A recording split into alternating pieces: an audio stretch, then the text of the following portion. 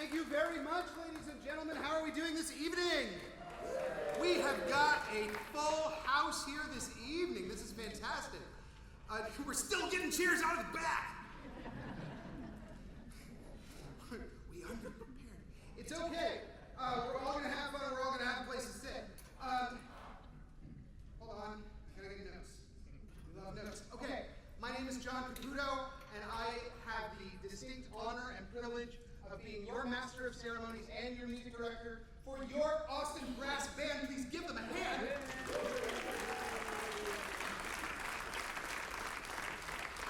Now, we play here pretty often, and that is absolutely fine with me because this is our biggest crowd and honestly one of our most enthusiastic. So thank you for being you. But asking that question, how many of you have actually seen this group here before? Jack,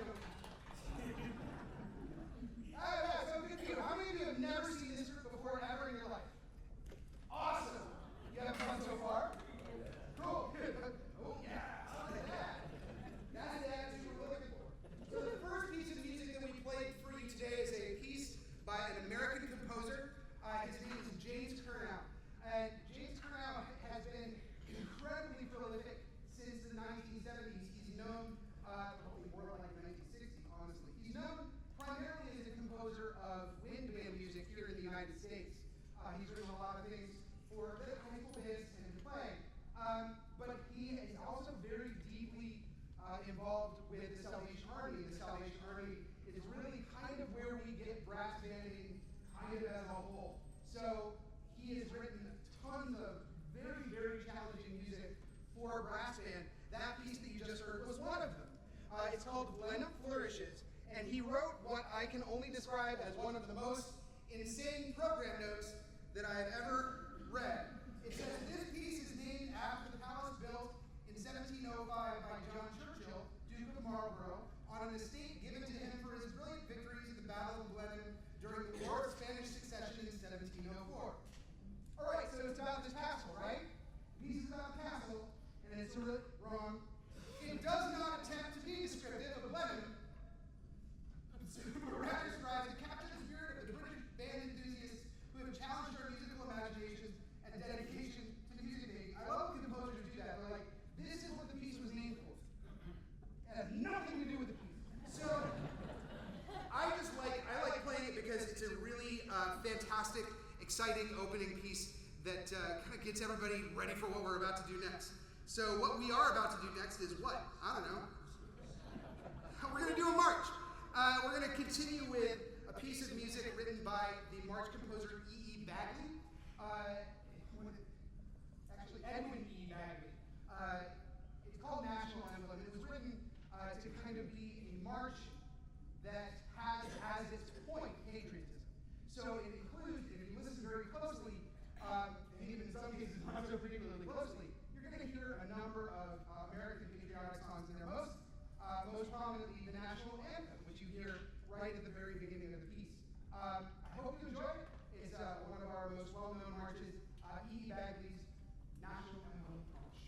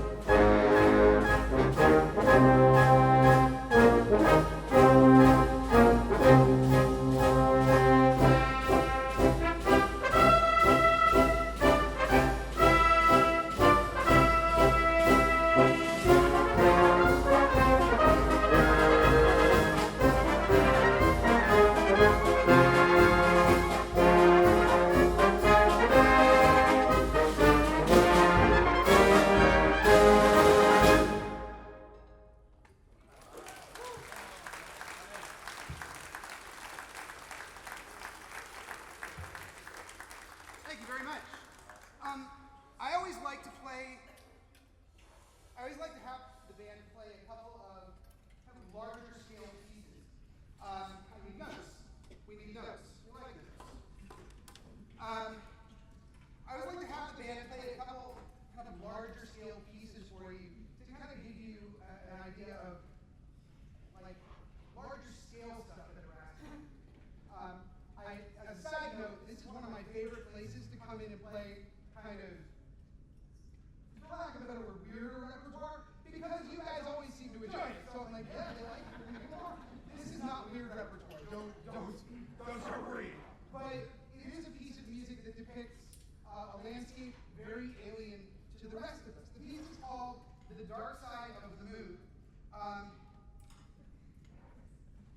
And while we're on the subject of insane program notes, have you ever thought of a holiday destination, tourist attraction, event, place, site, or period in history and thought, I wonder what that would be? Somewhere where you have never been and can only let your imagination run wild on. What would that place be like? And all of the things surrounding it, such as the mood, the feelings you get experiencing it, the temperature, what would be there and who would you see?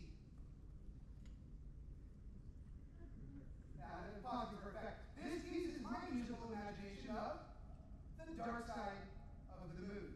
Now, as a side note, if Paul Levitt Cooper would like to spend a holiday on the dark side of the moon, I feel like that's his business, but I also feel like he's probably should talk to somebody about that. I know from the news, and he goes on, I know from the news reports, the internet, and other footage that the moon is a very desolate place. It's very barren and rugged. So from the start of the piece, the start of the piece gives the listener a musical picture of that rugged landscape with little light and warmth. I'd rather Aruba. Go ahead. However, the one place that has had me thinking about is the side of the moon we don't get to see in our night skies. The side of the moon with no sun and no light pollution from civilization. I can only imagine the eeriness one would feel being stood in complete darkness on the moon's surface looking around. As you slowly explore the surroundings, your eyes drift up the night sky. There's an awesome sight unfolding in front of you. Countless stars, galaxies, planets, and different solar systems, and all right in front of you, glistening from the light of the sun, beaming from the other side, the moon. The dark side of the moon portrays a musical picture of the whole experience as seen in my imagination, taking the listener from the rugged landscape to that awesome beauty that sits endlessly in front of you. All right, Paul. We'll give it a shot. Please enjoy Paul Levitt Cooper's dialogue of The Dark Side of the Moon.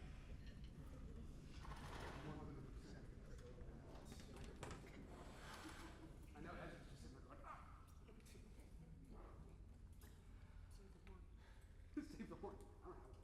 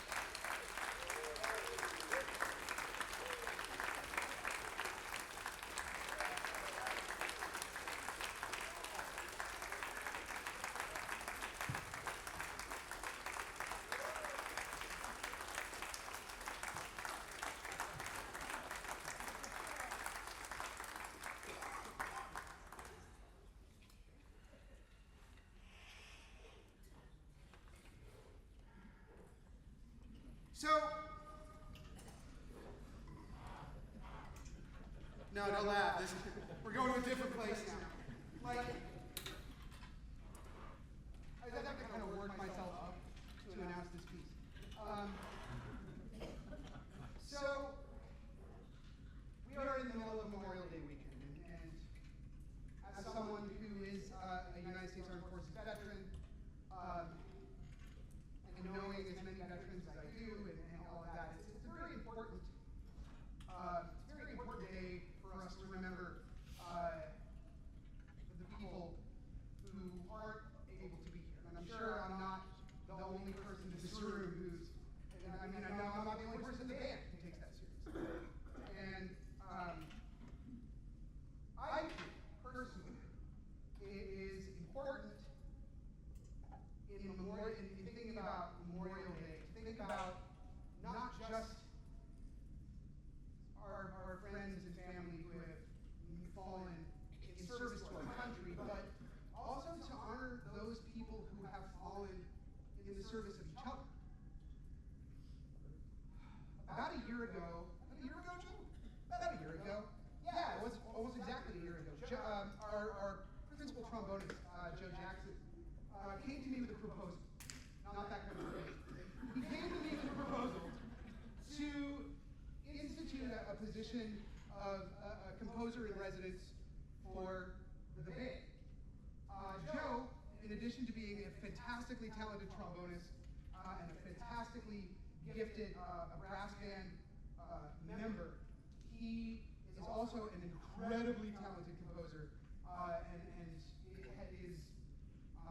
currently is. Did you just finish your first year of your? Yeah, he's just finished his first year of his Doctor of Musical Arts degree at the University of Texas in their composition department.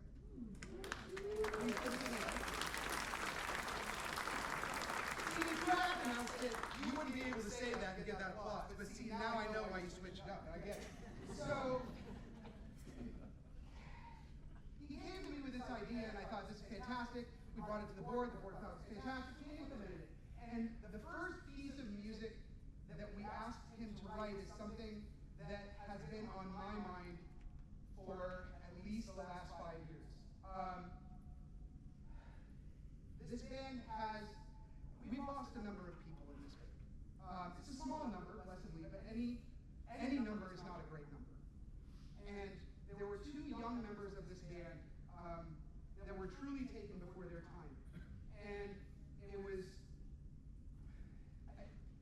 any sacrifice like that is horrible. But the 2 people that were taken from us were 2 people who were deeply beloved in this band.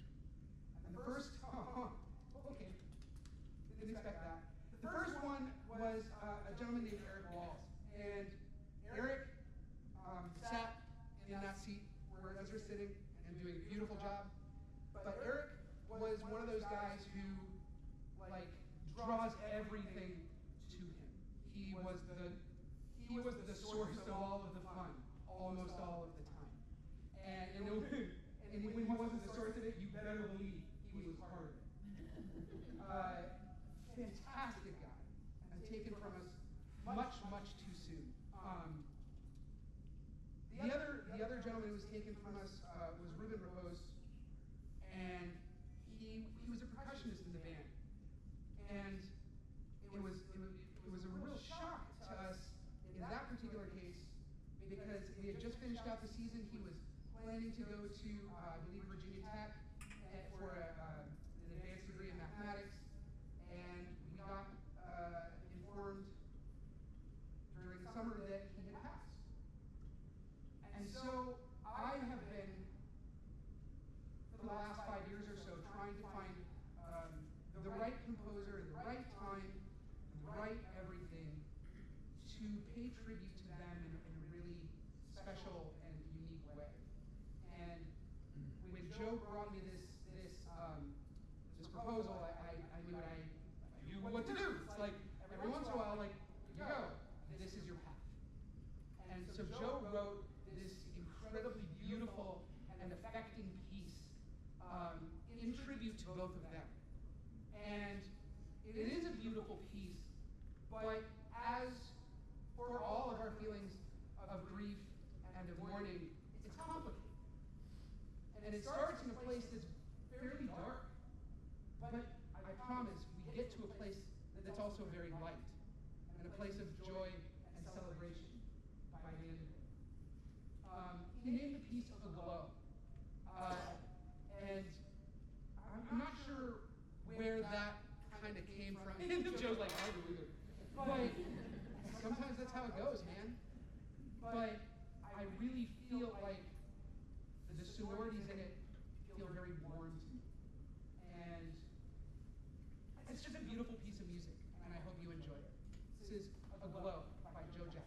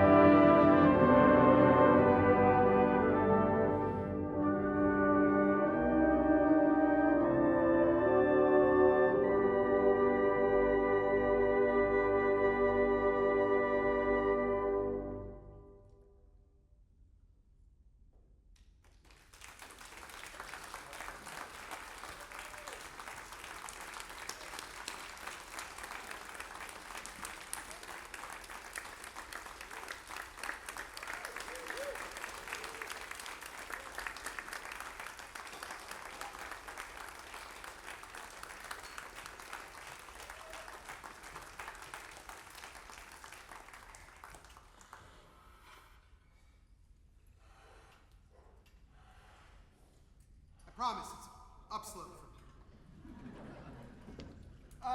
here. Beautiful piece of music. Please, one more hand for Joe Jackson. So,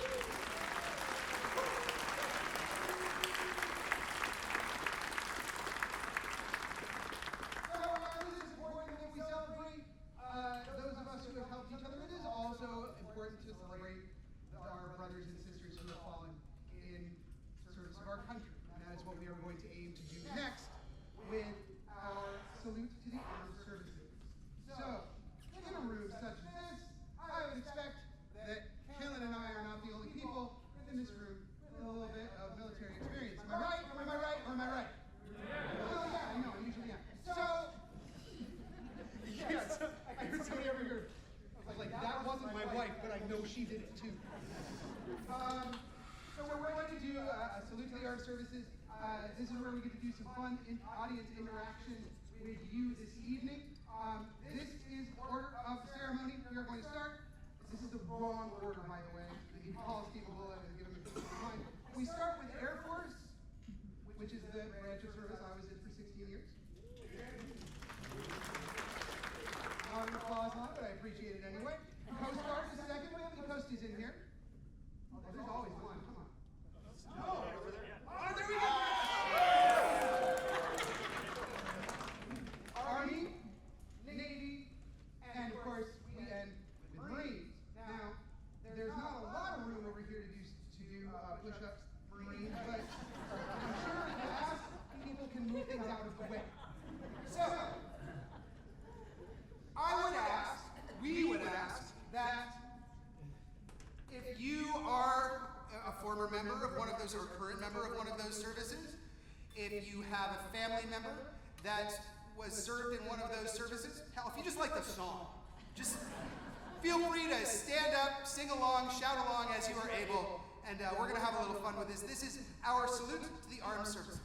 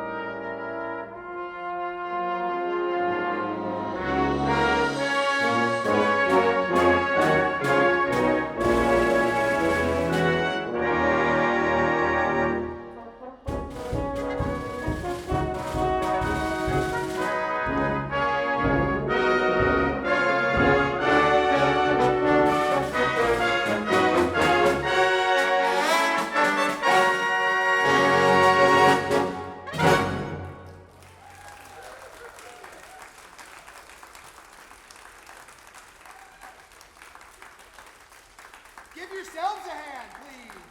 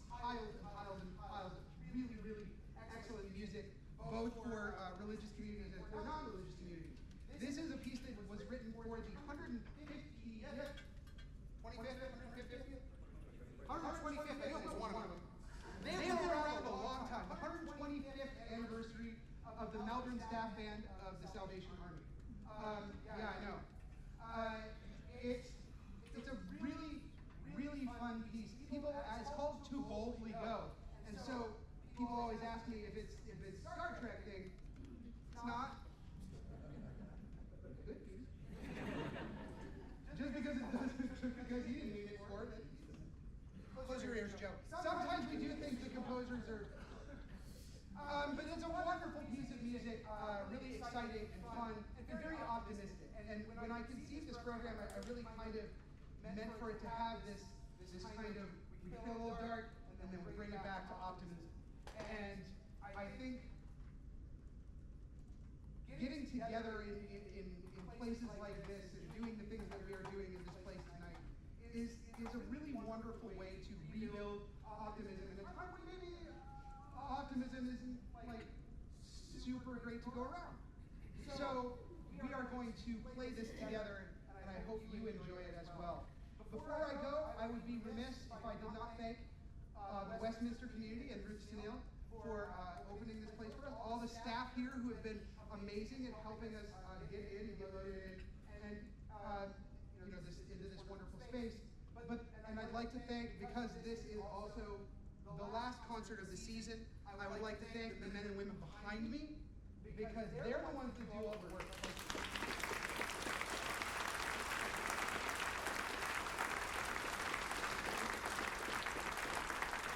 I'm not sure if you noticed or not, but this thing doesn't make any noise. So if it sounds good, it's not me, it's them. They're killing it up there. They're doing a fantastic job. But the most important people that I have to thank tonight are all of you. Because without you, nothing that we do up here has any meaning at all. We may as well just be over at Covenant rehearsing on Monday night, which is usually what we do. So to all of you and to your entire community, thank you. If this is your first time being here, I hope you've enjoyed it. If this is your 5th or 6th or 10th time here, or in Jack's case, 125th. Who's that? Oh, Diane? Dan's here? Oh, how did I miss you? Dan's here too. It's like I haven't seen Dan yet. I wonder where he went. Sitting in the front row. That's why I didn't see him. But the point of all of this is that we love to play here for you guys, because you guys are always such an incredible audience. And I just want to thank you personally from the bottom of my heart for that. So please give yourself.